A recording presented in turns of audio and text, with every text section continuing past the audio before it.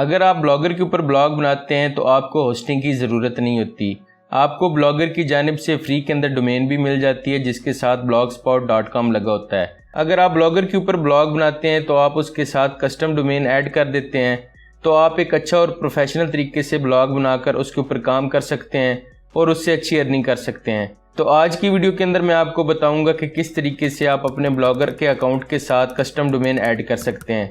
आज की वीडियो के अंदर जिस वेबसाइट की डोमेन को मैं अपने ब्लॉगर के साथ सेटअप करूंगा वो GoDaddy की वेबसाइट है। GoDaddy की वेबसाइट से जब आप डोमेन बाय करते हैं तो वो नए ब्लॉगर्स के लिए काफ़ी आसान होती है। कोई भी नया बिगनर जो ब्लॉगर होता है वो आसानी के साथ GoDaddy की डोमेन को अपने ब्लॉग के साथ सेटअप कर सकता है। जैसे देखें, ये मैंने एक ब्लॉग बनाया है और ये इस ब्लॉग का URL आ रहा है।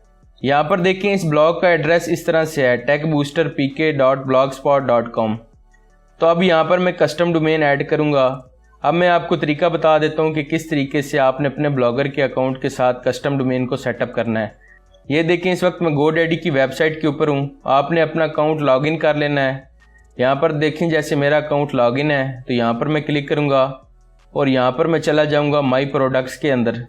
माई प्रोडक्ट्स के ऊपर जब मैं क्लिक करूँगा तो मेरे अकाउंट के अंदर जितनी भी प्रोडक्ट्स होंगी, डोमेन या फिर होस्टिंग होगी, वो मेरे सामने आ जाएगी। माई प्रोडक्ट्स के अंदर आने के बाद यहाँ पर मैं नीचे आ जाऊँगा। यहाँ पर देखिए मेरी डोमेन नज़र आ रही है techbooster.xyz। तो इस डोमेन को मैं सेटअप कर लूँगा। डोमेन को अपने ब्लॉग के साथ सेटअप करने के लिए मैं क्या करूँगा, यहाँ पर क्लिक कर दूँगा DNS के ऊपर। यहाँ पर आपके सामने देखें DNS रिकॉर्ड्स आ गए हैं। यहाँ पर अब मैं क्या करूँगा, अपने ब्लॉग के जो DNS होंगे वो यहाँ पर ऐड कर दूँगा। यहाँ पर CNAME के अंदर मैं ऐड करूँगा। तो सबसे पहले मैं इस CNAME को सिलेक्ट कर लेता हूँ। यहाँ से मैं एडिट के ऊपर क्लिक करूँगा। अब मैं अपने ब्लॉग के अंदर आ जाऊँगा।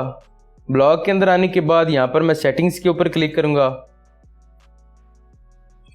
सेटिंग्स के अंदर आने के बाद यहाँ पर देखें कस्टम डोमेन का ऑप्शन है। मैं इस जगह पर क्लिक कर दूँगा। यहाँ पर मैं अपनी डोमेन दे दूँगा। डोमेन आपने www के साथ लिखनी है।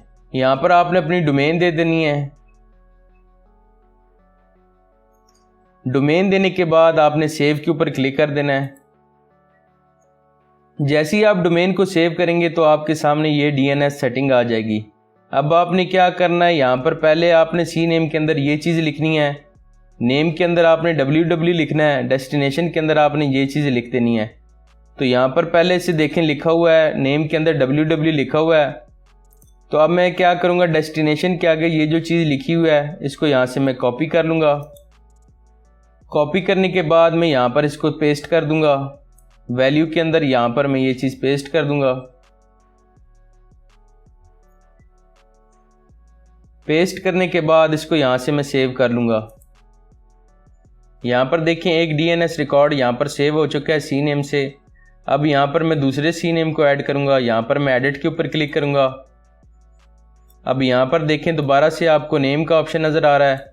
नेम के ऑप्शन के आगे ये चीज़ जो लिखी हुई है कोमा से पहले इसको यहाँ से मैं कॉपी कर लूँगा।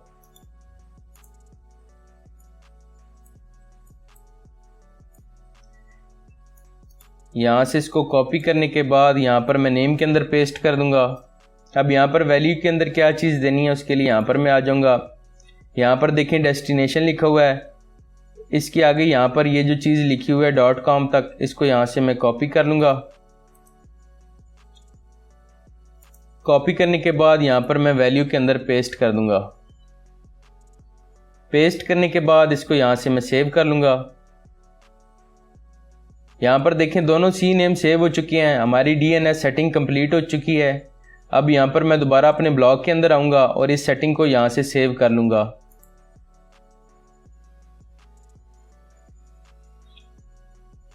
यहाँ पर देखें कस्टम डोमेन के अंदर हमारी डोमेन ऐड हो चुकी है। अब यहाँ पर मैं क्या करूँगा, यहाँ पर रीडायरेक्ट के ऑप्शन को ऑन कर लूँगा। ऑन करने के बाद नीचे आपको ऑप्शन नज़र आएगा HTTPS, इसको भी आपने ऑन कर लेना है।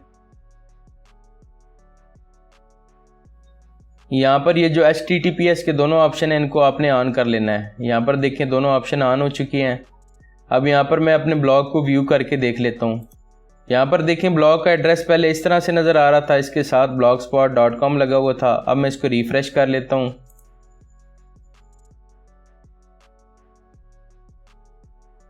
अब यहाँ पर देखिए मेरी डोमेन ऐड हो चुकी है, लेकिन इसको अपडेट होने के अंदर 20 से 25 मिनट लग सकते हैं, बाज़ दफ़ा आधा घंटा भी लग जाता है। तो मैं वेट कर लेता हूँ। तकरीबन 20 मिनट गुजर चुके हैं। अब मैं इस पेज को रिफ़्रेश करके देख लेता हूँ। ये देखें मेरी डोमेन लाइव हो चुकी है। यहाँ पर आपको देखें डोमेन नज़र आ रही है और कस्टम डोमेन ऐड हो चुकी है। सेटिंग के अंदर ये देखें यहाँ पर कस्टम डोमेन ऐड है, रीडायरेक्ट डोमेन भी यहाँ पर ऑन है और HTTPS भी ऑन है। तो आपने इन ऑप्शंस को ऑन कर लेना है। इसके अलावा मैं आपको एक और चीज़ बता दूँ, अगर आप वर्डप्रेस के ऊपर ब्लॉग बनाना चाहते हैं तो आपने इसी तरीके से DNS मैनेजमेंट के अंदर आ जाना है। DNS मैनेजमेंट के अंदर आने के बाद यहाँ पर आपको नीचे नेम सर्वर्स का ऑप्शन मिल जाएगा। यहाँ पर आप अपनी होस्टिंग के नेम सर्वर ऐड कर सकते हैं, फिर आप इस डोमेन को वर्डप्रेस के ऊपर इस्तेमाल कर सकते हैं। ब्लॉगर के ऊपर आपने किस तरह से डोमेन को ऐड करना मैंने आपको तरीका बता दिया। इस तरीके से आपने अपनी डोमेन को सेटअप कर लेना है।